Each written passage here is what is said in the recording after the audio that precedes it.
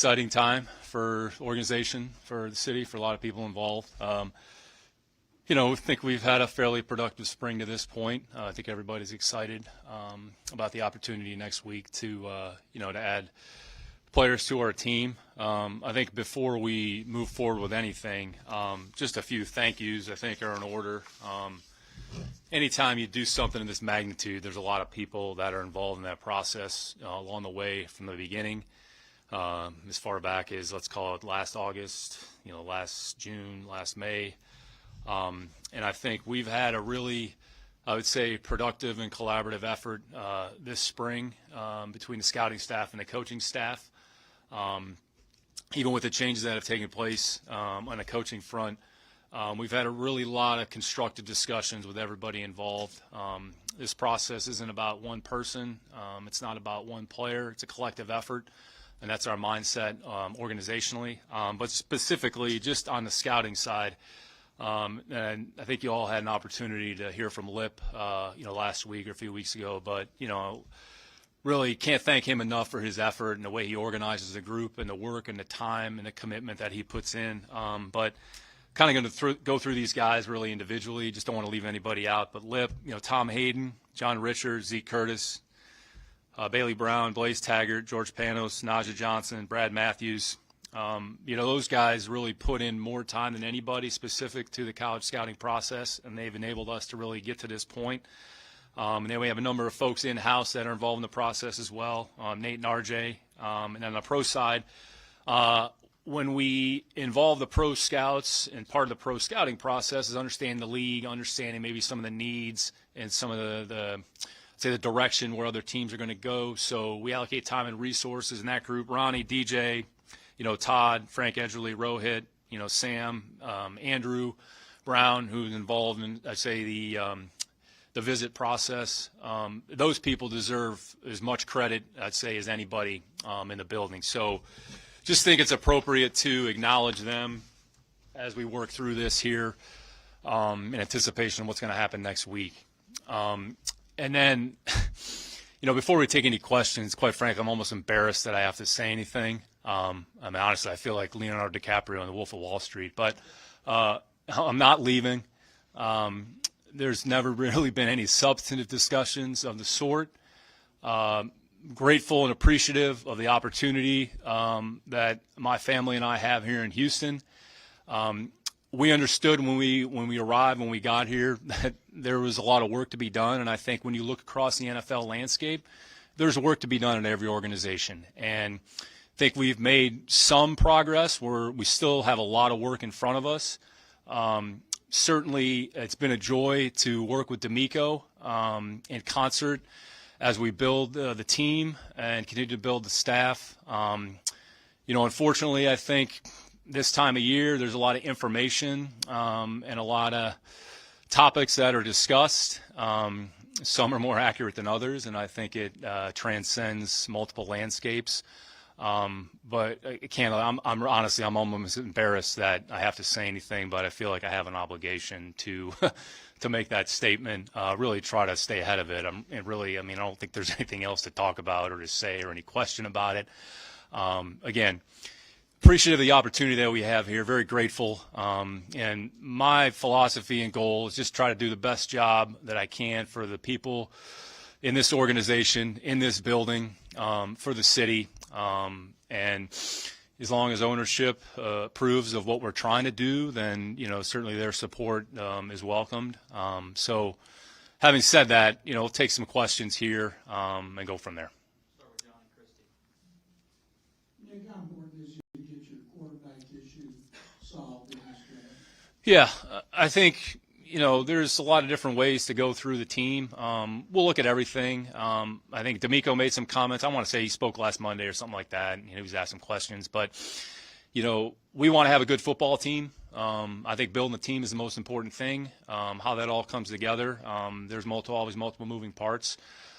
So, we'll do whatever we think is best for our team and try to make good decisions. And the goal is to try to make good decisions over the course of time. So, our next opportunity is Thursday night.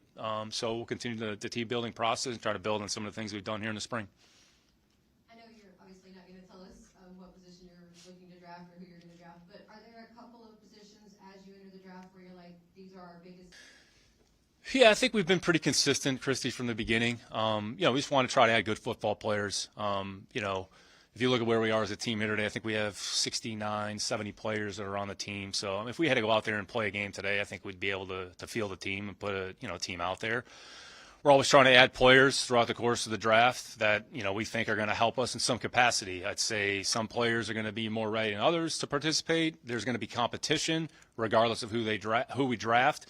And those players are going to have to earn their role and kind of find their niche on the team. So going back to what I said here a little bit earlier, look, we've had a lot of very constructive, substantive discussions with the coaching staff, with the offensive staff, with the defensive staff, factor in the kicking game, spends time with the scouting staff, and just try to identify, I would say, different pods and different, I would say, groups of players.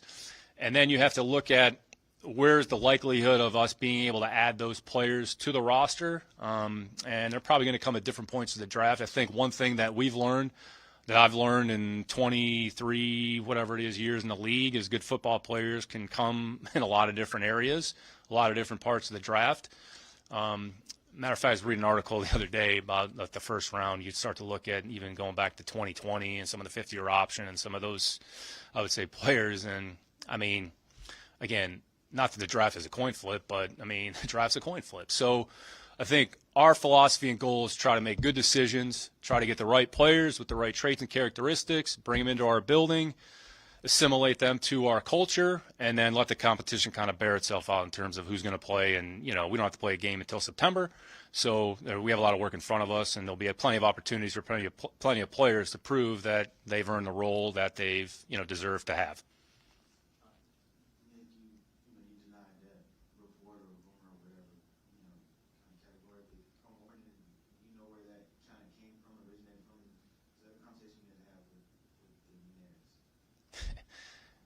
Again, you guys know more than I do. Again, I mean, my first inclination, people are reaching out to me last week, and I'm like literally laughing. So I can't speak for anybody else other than myself. So, I mean, again, like maybe you can do some digging on that. But, I mean, my focus is on the draft, is on the team, is on the people in this building, is on the coaching staff, and my responsibility is to the people that are here.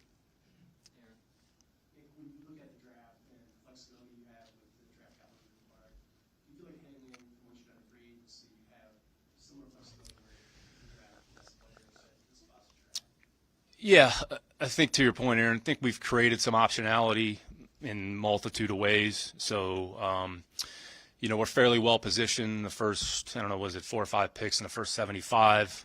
Then we have a fourth. That pick at the top of the fourth round actually is a pretty valuable pick. So between that grouping of, I'd say, picks kind of where we're positioned, there probably will be some movement up or down throughout the course of the draft.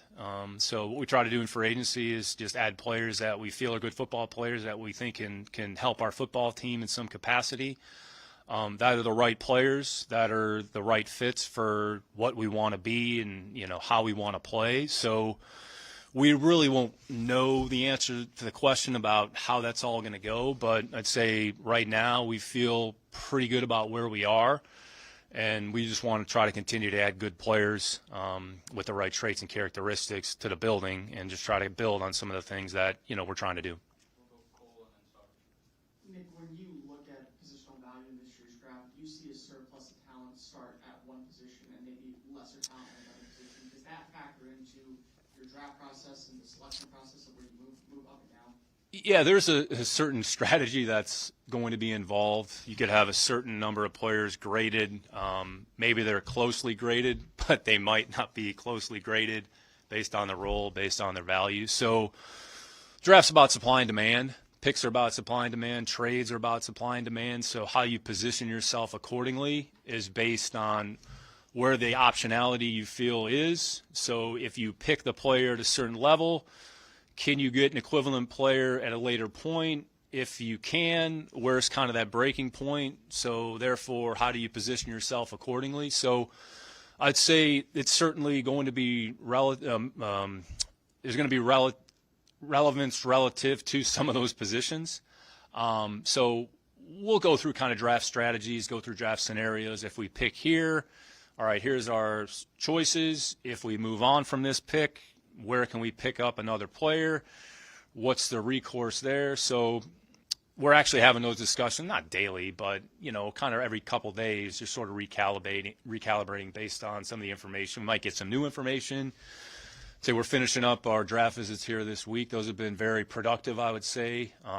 We actually started them a week after the combine, so we try to get ahead of that process here a little bit in March. So I think we brought in maybe 8 to 10 players kind of in March after the draft, so we weren't too hard-pressed to try to race to the end. Maybe you lose out on a player that you really want to have in the building. So I would say that process has been a very productive process in terms of bringing the players in the building.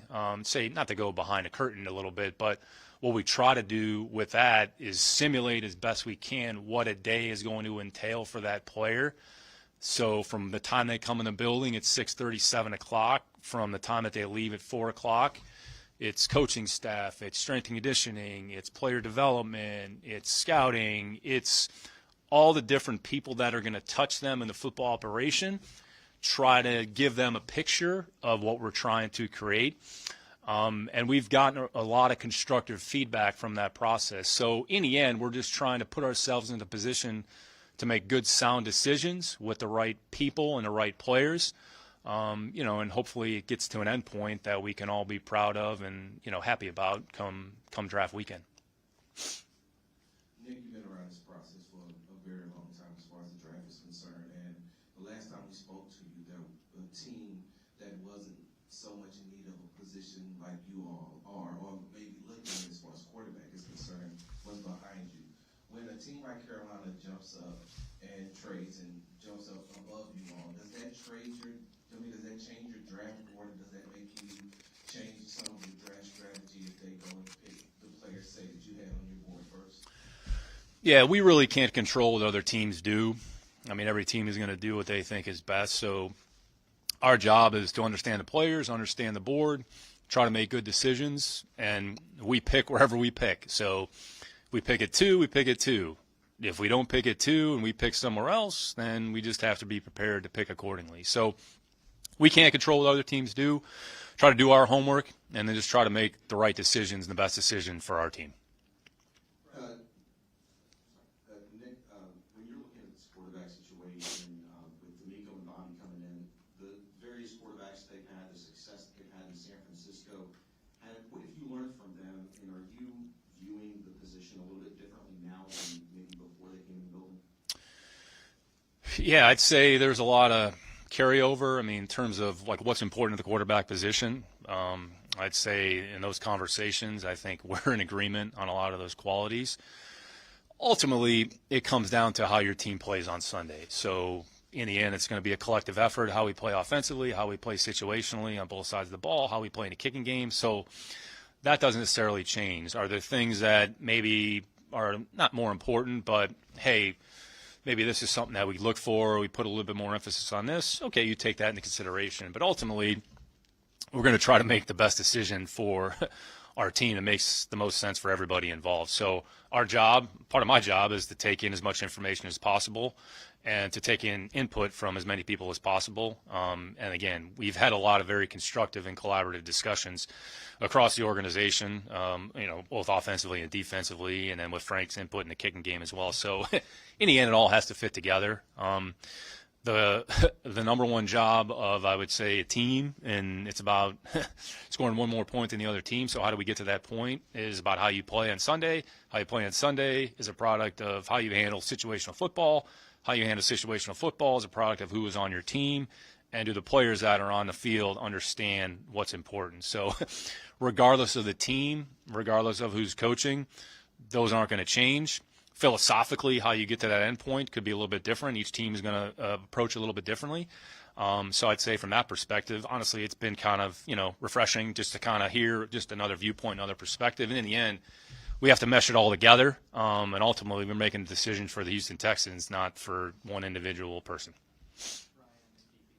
Nick, now that you've worked with D'Amico for a while, how do you feel like you guys are aligned when it comes to addressing the quarterback position? I mean, I think, 90% of people believe you'll find your quarterback in this draft.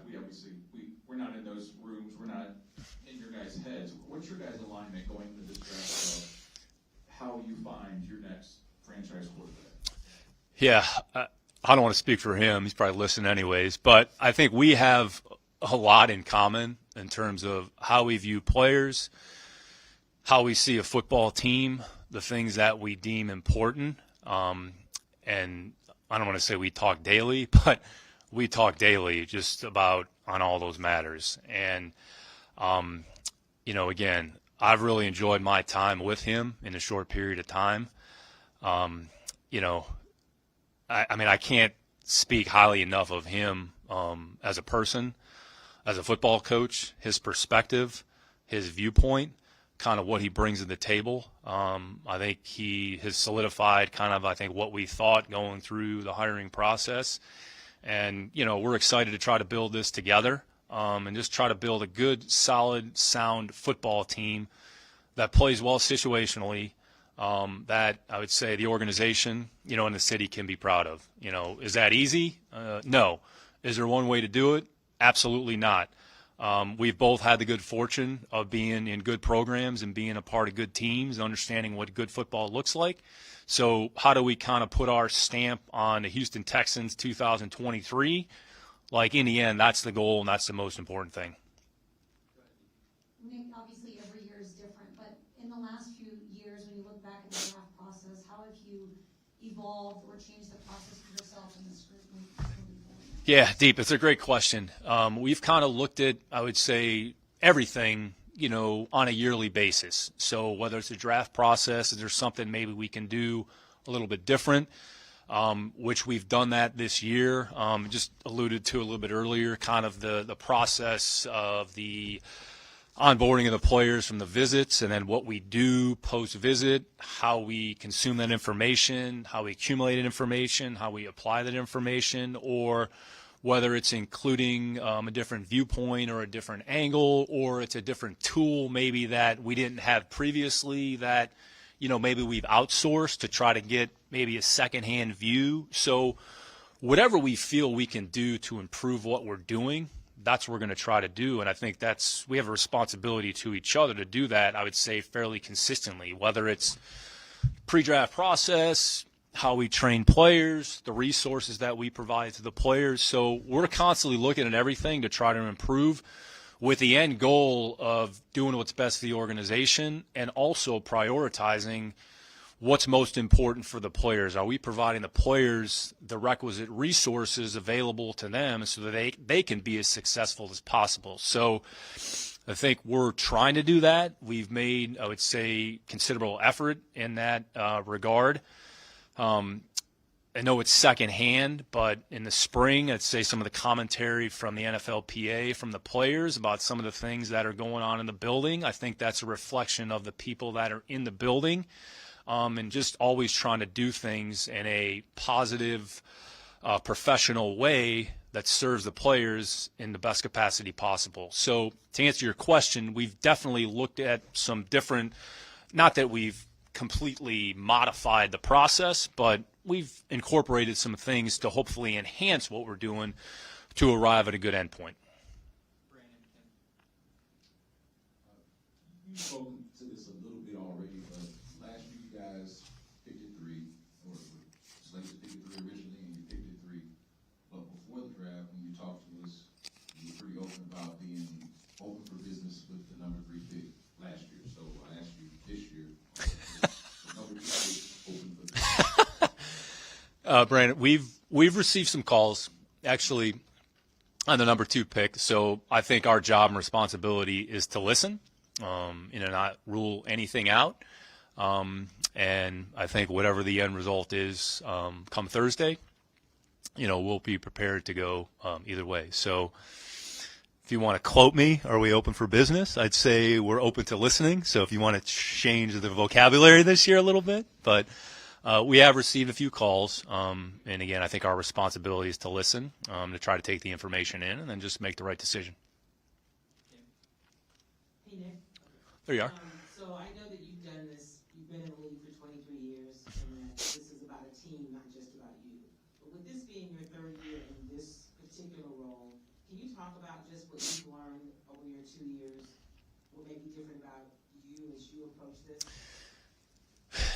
Yeah, the league's hard. There's never, I would say, one way to do it. And I think, look, we're all grateful to be in the position that we're in. Each year, there's going to be challenges that teams face. So I think what we want to try to do is just try to, as best we can, try to make good, sound, smart decisions.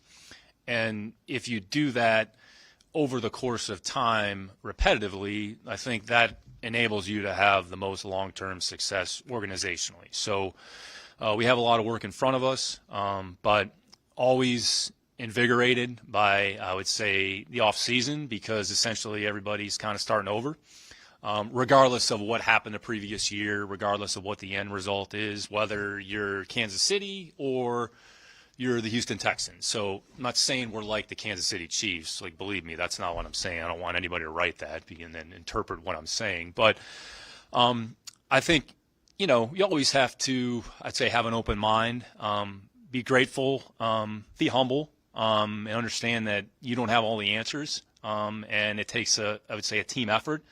And again, that's why I think we've emphasized sort of the team approach. D'Amico's talked about that. We've talked about that. I've talked about that.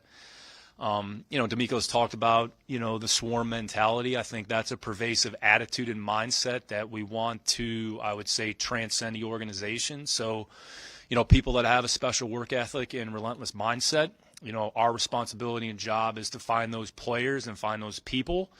And if we do that, and with enough people, then hopefully we put ourselves in a position to have some modicum of success.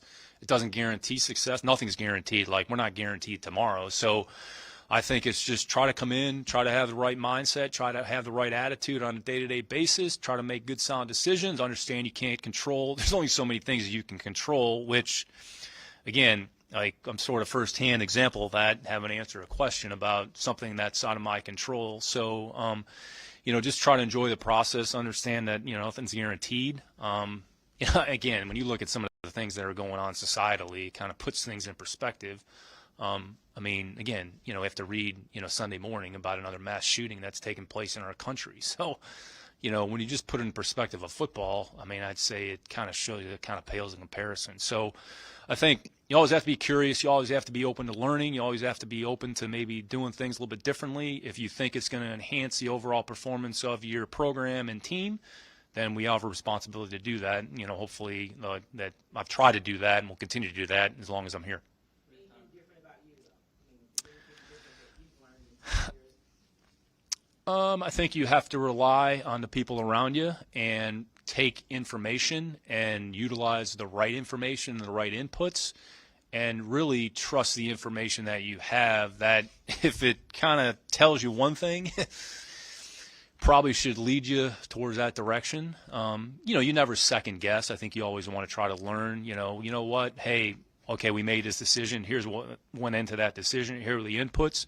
Okay, you know what, feel good about it, or feel comfortable, or you know what, maybe we should have trusted something else, or sort of utilized maybe something a little bit differently. So there's no right or wrong formula. There's no perfect formula. I think you just have to be open to learning, and just try to get better each and every day. There's been a lot of talk about the S2 test when it comes to quarterback evaluation.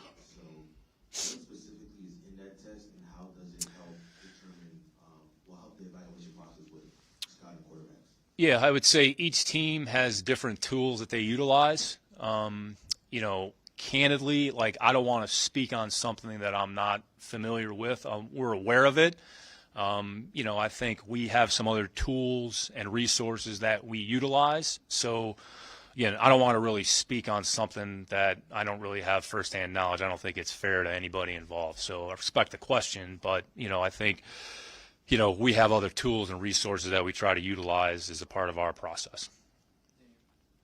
Over the last couple of years, there's been a lot of change at the college level, things getting thrown at some of these top prospects to kind of build them up, NIL, all that sort of stuff. Have you gotten a gauge, or what have those interactions been like as that process over there has developed, and the maturation of some of these guys coming in and understanding maybe a little bit more what they're walking into, and that kind of interaction between them and the player?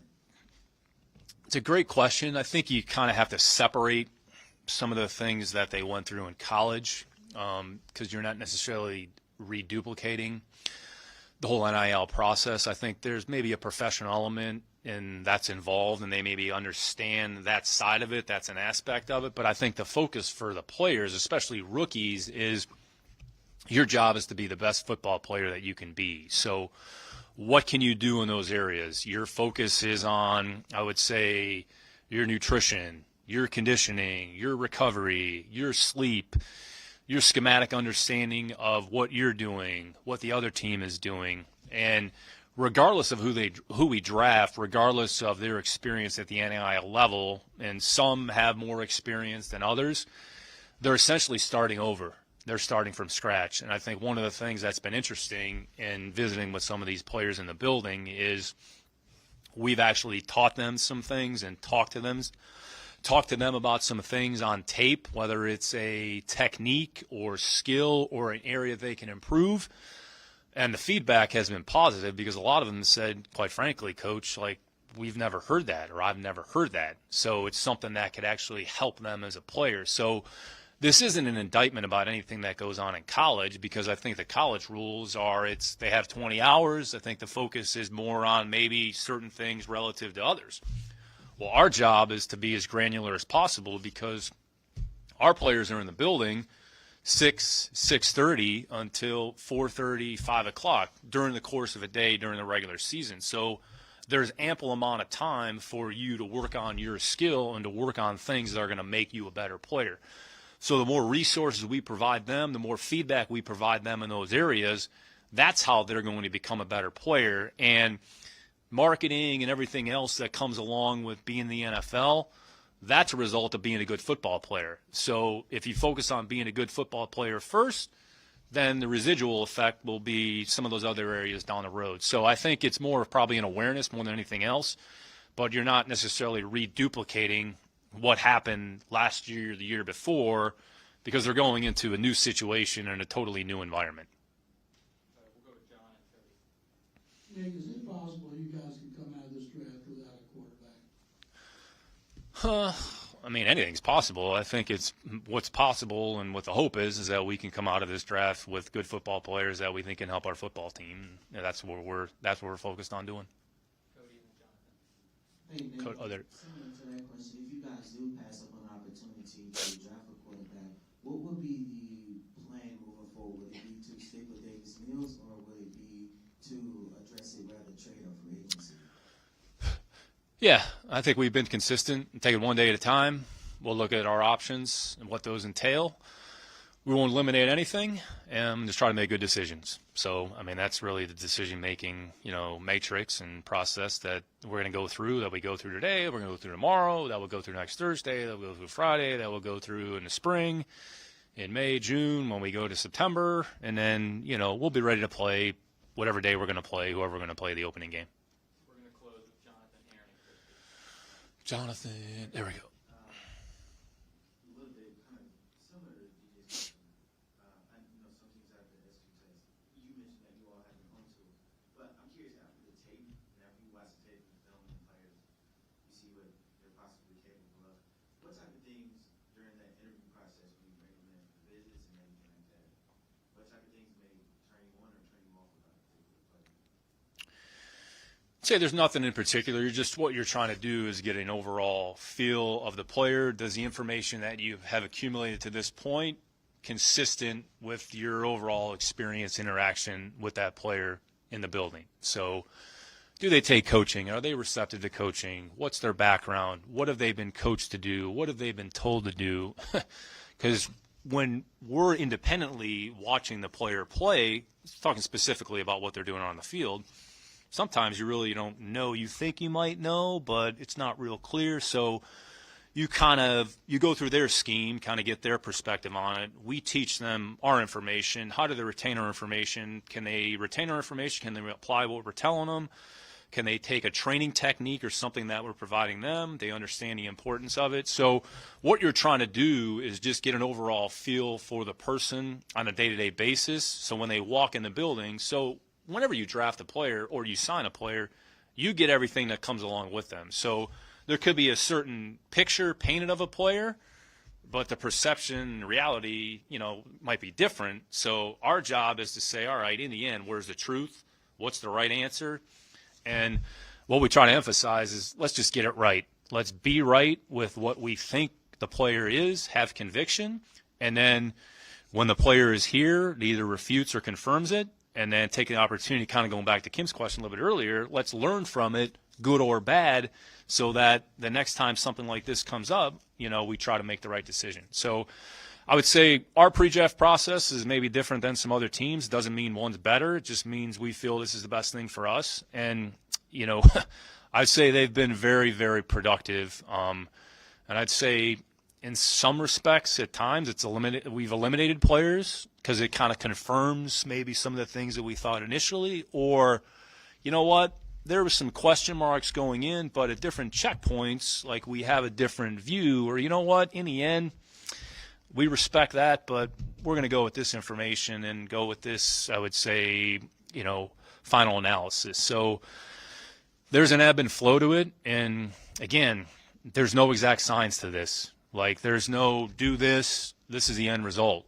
If they're that easy, I mean, I think a lot of people would do it. So it's hard to run an NFL team. It's hard to run a draft. There's no perfect formula. So, again, we just try to make good, solid, sound decisions over the course of time. I mean, that's really the goal. Nick, with the medical community, how much players are very talented, like there's an edge rusher in this draft, there's a quarterback, they might not be available for a while. How much do you enjoy the talent versus the availability factor when they obviously will eventually be healthy enough to play? I think you kind of hit the nail on the head, Aaron. So medical is a component, but then you have to look at the actual analysis of the medical. What does the information tell you? What is their availability? Are they going to be ready to go? Is this a chronic condition? Is this something that can be exacerbated or get worse? And then based on that information, then you weigh the risk reward of where you have to draft the player, the resource allocation involved. Because in the end, you're making financial decisions as well. So you want to try to make good, sound financial decisions where appropriate. Not that you're letting that drive your decision-making mechanism, but you certainly have to factor it in, which is why you have that medical meeting, so we have an understanding of what the picture of the player is in that particular area. One last quarterback question, I'm sure you have it. If you guys don't do anything before next season to upgrade the quarterback position, do you believe that this team can be successful? It doesn't really matter what I think or believe. I think in the end, it's about the players. This is a players' league, and it's going to be about the players' performance, on Sunday, and what they do with their opportunities. So, I think we're excited about, where we are as a team. We certainly have a long way to go. I think the attitude and the effort of the players, it's early in the off season, but, we have, I don't want to say just about everybody in the building, but we have just about everybody in the building that's here training. So I think it speaks to the players, their commitment to what we're trying to do, their commitment to winning, their commitment to getting better, their commitment to the coaching staff. I'd say it's a reflection of, D'Amico and the coaching staff. It's a reflection of the people in the building. So I think that's what we're focused on more than anything else. And whenever we play our first game, whoever that's against, with whatever players are here, hopefully we'll be ready to go and you can go out there and play good football. All right. Thanks, everybody.